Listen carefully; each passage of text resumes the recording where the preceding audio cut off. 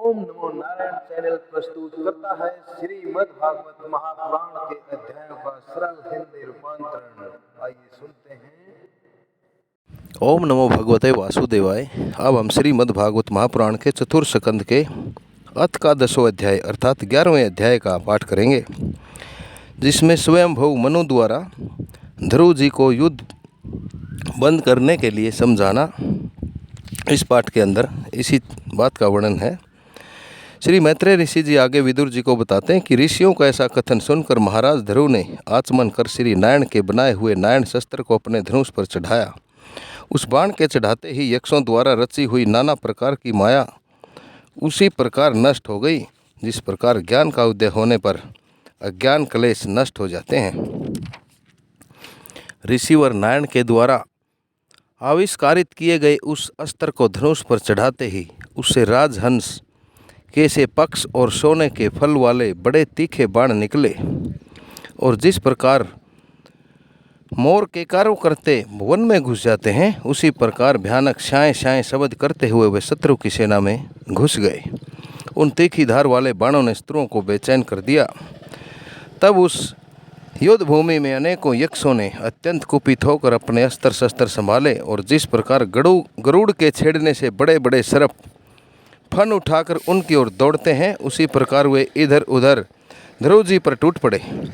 उन्हें सामने आता देख ध्रुव जी ने अपने बाणों द्वारा उनकी भुजाएं, जांघें, कंधे और उदर आदि अंगों को छिन्न भिन्न करके उस सर्वश्रेष्ठ लोक अर्थात सत्य लोक में भेज दिया, जिसमें बड़े बड़े मुनिगण सूर्य मंडल का भेदन करके चले जाते हैं।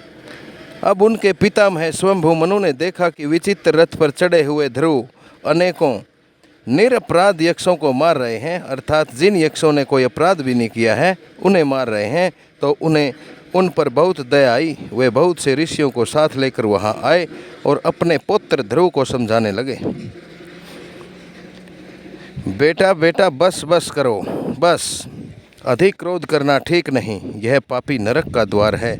इसी से वशीभूत होकर तुमने इन नए अपराध किए हुए यक्षों का भी वध कर दिया है।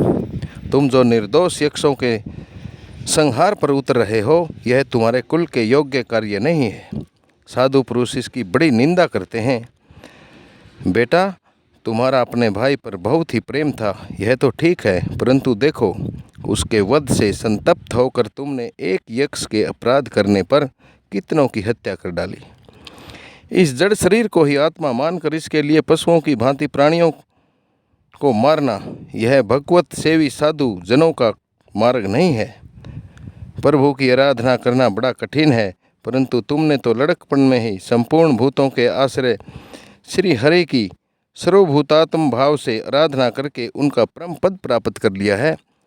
तुम्हें तो प्रभु भी अपना प्रिय भक्त समझते हैं तथा भक्तजन भी तुम्हारा आदर करते हैं। तुम साधु जनों के पथ प्रदर्शक हो, अर्थात साधु लोगों को भी मार्ग दिखाने वाले हो, फिर भी तुमने ऐसा निंदनीय कर्म कैसे किया। श्री हरि तो अपने से बड़े पुरुषों के प्रति सहनशीलता, छोटों के प्रति दया, बराबर वालों के साथ मित्रता और समस्त जीवों के साथ बराबर का बर्ताव करने से ही प्रसन्न होते हैं। और प्रभु के प्रसन्न हो जाने पर पुरुष प्रकृति के गुणों और उसके कार्य रूप लिंग शरीर से छूटकर परम आनंद स्वरूप ब्रह्मापद को प्राप्त कर लेता है। बेटा ध्रुव, देह के रूप में परिणत हुए पंचभूतों से स्त्री पुरुष का जन्म होता है, और फिर उनके आपस के समागम से दूसरे स्त्री पुरुष उत्पन्न होते हैं। ध्रुव, इस प्रकार भगवान की माया से सत्ववादी गुणों में अगर न्यूनता अधिकता भाव होने से ही जैसे भूतों द्वारा शरीरों की रचना होती है, वैसे ही उनकी स्थिति और प्रलय भी होते हैं। निर्गुण परमात्मा तो इनमें केवल निमित्त मात्र है। उसके आश्रय से यह कार्य कारणात्मक संसार उसी प्रकार भ्रमित रहता है, जैसे चुंबक के आश्रय से लोहा काल शक्ति के द्वारा सत्व आदि गुणों में अक्षोभ होने से लीला में भगवान की शक्ति भी सृष्टि आदि के रूप में विभक्त हो जाती है। अतः भगवान कर्ता न होकर भी जगत की रचना करते हैं और संहार करने वाले न होकर भी इसका संहार करते हैं। सचमुच उन अनंत प्रभु की लीला सदा अचिंतनीय है। ध्रुव, वे काल के समान वे परमात्मा ही स्वयं अनंत रहित होकर भी जगत का अंत करने वाले हैं और अनादि होकर भी सबके का आदि करता है। वे ही एक जीव से दूसरे जीव को उत्पन्न कर संसार की सृष्टि करते हैं और मृत्यु के द्वारा मारने वाले को भी मरवाकर उसका संहार करते हैं। वे काल भगवान संपूर्ण सृष्टि में समान रूप से अनुप्रविष्ट हैं, अर्थात समाये हुए हैं। उनका न तो कोई मित्र पक्ष है, न ही कोई शत्रु पक्ष है। जैसे वायु के चलने पर धूल उसके साथ साथ उड़ती है, उसी प्रकार समस्त जीव अपने अपने कर्मों के अधीन होकर काल की गति का पीछा करते हैं, अनुसरण करते हैं। अपने अपने कर्म के अनुसार सुख और दुख आदि फलों को भी भोगते हैं। सर्वसमर्थ श्री हरि कर्म बंधन में बंधे हुए जीव की आयु की वृद्धि और उसके विनाश का भी विधान करते हैं, परंतु वे स्वयं इन दोनों से दूर और अपने स्वरूप में स्थित हैं। राजन, इन परमात्मा को ही मीमांसक लोग कर्म, चार्वाक स्वभाव, वैशेषिक मतावलंबी काल, ज्योतिषी देव, काम शास्त्री काम कहते हैं। वे किसी भी इंद्रिय या प्रमाण के विषय नहीं हैं। महदादि अनेक शक्तियाँ भी उन्हीं से प्रकट हुई हैं। वे क्या करना चाहते हैं इस बात को भी संसार में कोई नहीं जानता। फिर अपने मूल कारण उन प्रभु को तो जान ही कौन सकता है।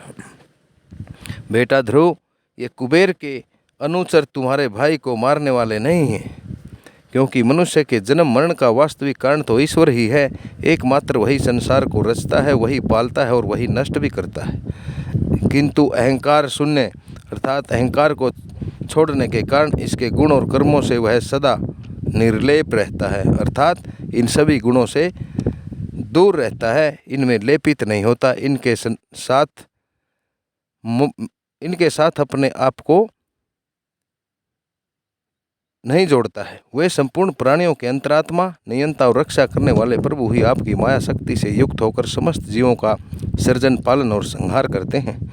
जिस प्रकार नाक में नकेल पड़े हुए बैल अपने मालिक का बोझा ढोते रहते हैं, उसी प्रकार जगत की रचना करने वाले ब्रह्मा आदि भी नाम रूप डोरी से बंधे हुए उन्हीं श्री हरि नारायण की आज्ञा का पालन करते हैं।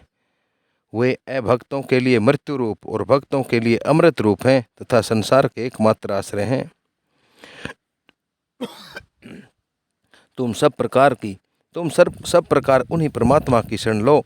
तुम 5 वर्ष की अवस्था में तुमने अपनी सौतेली माता के वाग्बाणों से मर्माहत होकर माँ की गोद छोड़कर वन को चले गए थे। वहाँ तपस्या द्वारा जिन ऋषिकेश भगवान की आपने आराधना की थी, तुमने त्रिलोकी से ऊपर ध्रुव पद प्राप्त किया है। और जो तुम्हारे वैर भावहीन सरल हृदय में वात्सल्यवश विशेष रूप से विराजमान हुए थे, उन निर्गुण, अद्वितीय, अविनाशी और नित्य मुक्त परमात्मा को अध्यात्म दृष्टि से अपने अंतःकरण में ढूंढो, अपने खुद के अंदर ढूंढो। उनमें यह भेदभाव में प्रपंच न होने पर भी प्रतीत हो रहा है। ऐसा करने से सर्वशक्ति संपन्न परमात्मा स्वरूप सर्वअंतर्यामी भगवान अनंत में तुम्हारी सुदृढ़ भक्ति होगी और उसके प्रभाव से तुम मैं और मेरेपन के रूप में दृढ़ हुए अज्ञान की गांठ को काट डालोगे। ध्रुव, जिस प्रकार औषधि से रोग शांत हो जाते हैं, उसी प्रकार मैंने तुम्हें कुछ उपदेश दिया है, उस पर विचार करके अपने क्रोध को शांत करो। क्रोध कल्याण मार्ग का बड़ा ही विरोधी है। भगवान तुम्हारा मंगल करे।